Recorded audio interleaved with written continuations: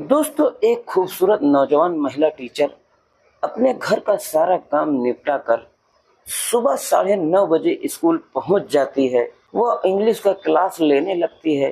फौरन घर जा नहीं सकती थी, इसीलिए वह एक चपरासी को बुलाती है और उसे घर का चाबी देते हुए कहती है कि शायद मैंने अपने घर का चूल्हा जलता हुआ छोड़ आई हूँ, क्या प्लीज आप जाकर देख सकते हैं। दोस्तों, फौरन वहां से निकलता है। जब घर पहुंचता है, दूध के जलने के स्मेल से और धुएं से परेशान हो जाता है। लेकिन कुछ देर बाद जब वो इधर उधर नजर दौड़ाता है तो उसे एक राज की बात पता चलती है, जिससे वह हैरान रह जाता है। दोस्तों, एक बहुत ही शानदार कहानी है, बहुत ही इंटरेस्टिंग कहानी है। आइए जानते हैं पूरी कहानी इस वीडियो में। लेकिन वीडियो में आगे बढ़ने से पहले बस वही एक छोटी सी रिक्वेस्ट कि वीडियो को लाइक कर दीजिए और चैनल को भी सब्सक्राइब कर लीजिए, ताकि हमारा हौसला बढ़ता रहे और मैं आप लोगों को नई नई कहानियों से रूबरू कराता रहूं। तो ज्यादा बात ना करते हुए कहानी को शुरू करते हैं। दोस्तों, ये कहानी है उत्तर प्रदेश के श्रावस्ती जिले की एक लड़की जिसका नाम अंजलि होता है। 32 साल उसकी उम्र होती है। इंटर कॉलेज की वो टीचर होती है। उनकी पोस्टिंग जो है वह गोरखपुर के जिले में होती है।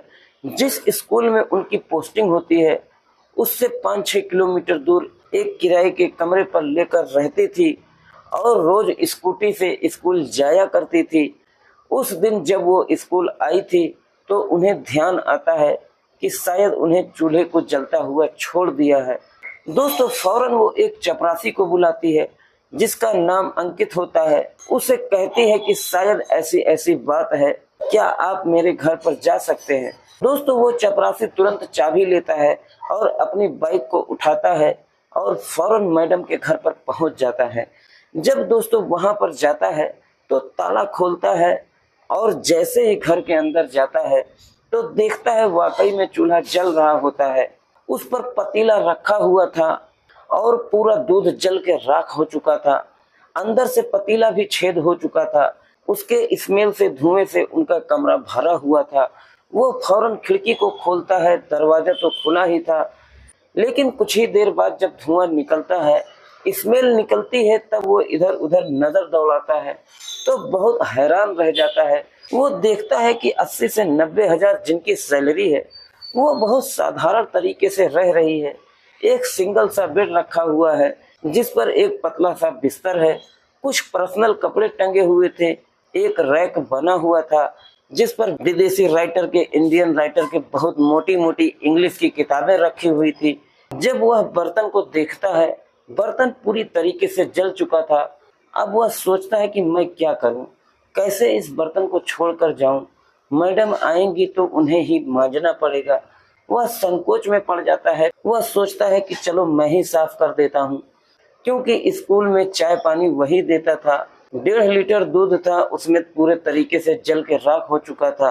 किसी तरीके से उसे पूरी तरीके से साफ कर देता है, चूल्हा वगैरह भी साफ कर देता है इत्मीनान से।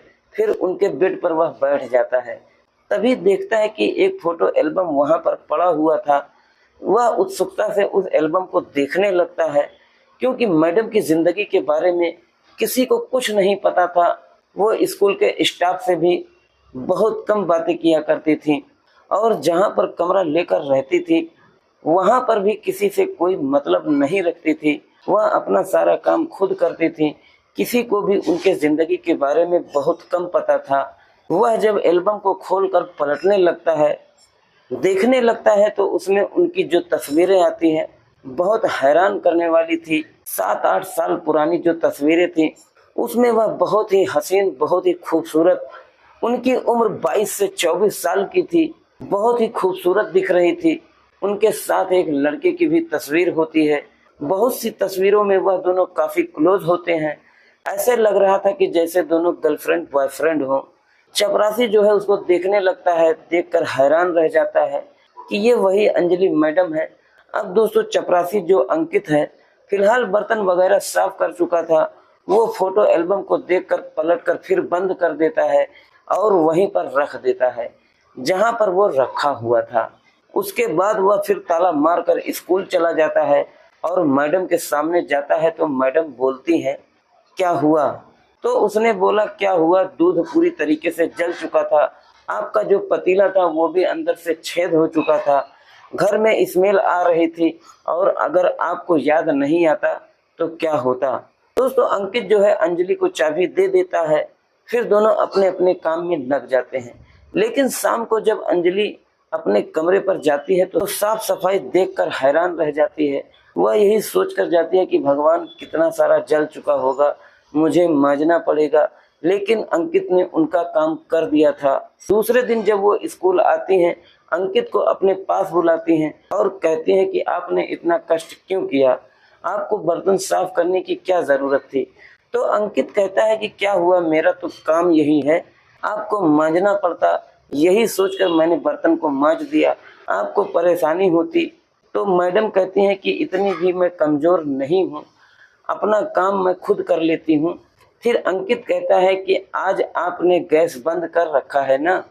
फिर वह मुस्कुरा देती है, कहती है कि ऐसे इतनी भुलक्कड़ थोड़ी ना हूँ, मैं तो कल किसी और ख्यालों में थी, इसीलिए मैं बंद करना भूल गई थी। अब दोस्तों अंकित को मौका मिल गया था कुछ उनसे कहने का, तो बोलता है किसी के ख्यालों में इतना भी नहीं खोना चाहिए, किसी को बिछड़ जाने से जिंदगी खत्म नहीं हो जाती। अब दोस्तों जब मैडम ये बात सुनती हैं, हैरान हो जाती हैं कि ये क्या कहना चाह रहे हैं। लेकिन फिलहाल क्लास लेने का वक्त हो जाता है, दोनों फिर अपने अपने काम में लग जाते हैं। लेकिन इंटरवल होता है, इंटरवल के बाद की जो बेल थी वह मैडम जी की खाली क्लास होती है, क्योंकि वह क्लास टीचर भी थी तो अपना ऑफिस का काम करती थी। उन्हें कमरा भी मिला हुआ था और इसी वक्त जो अंकित होता है उनके लिए चाय पानी पिलाने का काम करता था। दोस्तों वह चाय पानी लेकर जाता है, लेकिन काफी डरा हुआ था कि पता नहीं मैडम क्या सोचे। उसने उनसे बात कही थी, सुबह वह जाता है, वह वहां पर जैसे ही चाय पानी रखकर वापस आने लगता है, मैडम उसे रोकती हैं। दोस्तों वह बैठ जाता है, फिर कहती हैं कि आप सुबह क्या कह रहे थे, क्या जानते हैं आप मेरे बारे में। तो दोस्तों अंकित कहता है कि माफ कीजिए मैडम जी, लेकिन मैंने आपका कल एल्बम देखा था, उसमें जिस तरीके से आपको मैंने देखा, आप उस तरीके से बिल्कुल नहीं रहती हैं। किसी के बिछड़ जाने से, किसी के छोड़ देने से जिंदगी खत्म तो नहीं हो जाती है, अगला कहीं और होगा, किसी के साथ अपनी जिंदगी को एंजॉय कर रहा होगा, और आप उसके याद में इस तरीके से रहती हैं, इतना उदास रहती हैं। अब दोस्तों जब अंजलि इस बात को सुनती है तो समझ जाती है कि अंकित क्या कहना चाह रहा है। दोस्तों वो समझ जाती है कि शायद इसने मेरे एल्बम को देखा हुआ है। दोस्तों वो रोने लगती है, वो कहती है कि अंकित काश वो मुझे भूल जाता, काश वो किसी और के साथ अपनी जिंदगी को एंजॉय कर रहा होता, लेकिन इस दुनिया में होता तो मुझे बहुत खुशी होती। जब अंकित ये बात सुनता है तो हैरान रह जाता है, उसके पैरों तले जमीन खिसक जाती है, क्योंकि उसे पता चल चुका था कि जो उनका वो दोस्त था या जो भी फोटो में था उसकी शायद मौत हो चुकी है।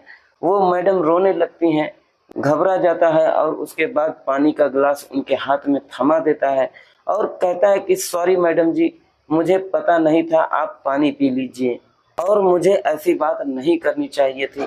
दोस्तों पानी पीती है और उसके बाद फिर कहती है कि मैं भी किसी रोज इस दुनिया से चली जाऊंगी, अंकित मैं भूल नहीं पा रही हूँ उसको, मैं उसके बिना जी नहीं सकती। फिर अंकित कहता है कि मैडम ईश्वर ने सिर्फ आपको ही यह दुख नहीं दिया हुआ है, इस दुनिया में बहुत से ऐसे लोग हैं जिनको आपसे ज्यादा दुख मिला हुआ है। मुझे ही देख लीजिए, 2006 में मेरी शादी हुई थी, मेरी बहुत खूबसूरत पत्नी थी, मेरे 2 बेटे भी थे, सब कुछ ठीक ठाक चल रहा था। 2016 में मैं नेपाल घूमने गया हुआ था और भयंकर भूकंप आ गया 25 अप्रैल 2016 को, जिसमें मेरी पत्नी और मेरे दोनों बच्चे की मौत हो गई। मैं बच गया, ईश्वर से यही पूछता रहा कि उसने मुझे जिंदा क्यों छोड़ दिया। 5 साल बीत गए हैं, इस बात को आज भी मैं भगवान से पूछता हूँ कि उसने मुझे जिंदा क्यों छोड़ दिया, मगर कोई जवाब कहीं से नहीं मिल पाता है। दोस्तों जब अंजलि यह बात सुनती है तो वह भी हैरान रह जाती है, उसके भी पैरों तले जमीन खिसक जाती है, क्योंकि उनका भी जो दोस्त था उसका नाम अरविंद होता है। उनकी जब नौकरी लगती है 2016 में, तो नौकरी से ट्रेनिंग में उनको जाना था और उससे पहले ही अपने घर वालों से परमिशन लेती है, क्योंकि अरविंद से उसकी शादी होने वाली थी। दोनों कॉलेज के दिनों में ही दोस्त थे, तो वह परमिशन लेती है कि हम दोनों नेपाल घूमना चाहते हैं। दोस्तों दोनों नेपाल जाते हैं और उसी भयंकर भूकंप में, उसी हादसे में अरविंद की भी मौत हो जाती है। अब दोस्तों दोनों की ही कहानी सेम थी। फिलहाल दोनों एक दूसरे को चुप कराते हैं, तसल्ली देते हैं और उसके बाद दोनों की जिंदगी के प्रति नजरिया बदल जाता है। जो अंजलि है, उनके परिवार में उनकी 2 बहनें होती हैं और 2 भाई भी होते हैं। सारे वेल एजुकेटेड होते हैं, सभी सरकारी नौकरी में थे। उसके बाद उनके पिताजी ने, उनके घर वालों ने बहुत प्रयास किया कि वो अपनी कहीं शादी कर ले, लेकिन वो अरविंद को भूल नहीं पाई थी। और इधर जो अंकित था, उसके भी घर वाले परेशान थे कि तुम्हारी जिंदगी का क्या मतलब होगा। दोस्तों अंकित की जो उम्र थी वह 29 साल की थी, जब उसका 7 साल का बेटा, एक 4 साल की बेटी और उसकी पत्नी इस दुनिया से चले गए थे। तो 5 साल बीत गए थे, लेकिन अंकित अपने परिवार को भूल नहीं पाया। 5 साल बीत गए थे, अंजलि भी अरविंद को भूल नहीं पाई। अब दोस्तों उसके बाद दोनों एक दूसरे के दुख के साथी हो जाते हैं। दोनों एक दूसरे का दुख बांटने लगते हैं और दोनों में दोस्ती होता है और प्रेम हो जाता है। शायद ईश्वर को यही मंजूर था। 2019 में इस वाकये के बाद 2021 में दोनों में बहुत गहरा प्रेम हो जाता है और दोनों शादी करने का फैसला कर लेते हैं। दोनों के परिवार वाले बहुत ही ज्यादा खुश हो जाते हैं। भले ही अंकित एक चपरासी था और अंजलि एक इंग्लिश की जानी मानी टीचर थी, लेकिन दोस्तों दोनों के परिवार वाले बहुत ही ज्यादा खुश होते हैं। 2021 में दोनों शादी कर लेते हैं और 2023 में एक बहुत ही खूबसूरत बच्ची का जन्म होता है। आज पति पत्नी के रूप में दोनों बहुत ही ज्यादा खुश होते हैं। तो दोस्तों ये रही कहानी। आप लोगों को कैसी लगी कमेंट में ज़रूर बताइएगा।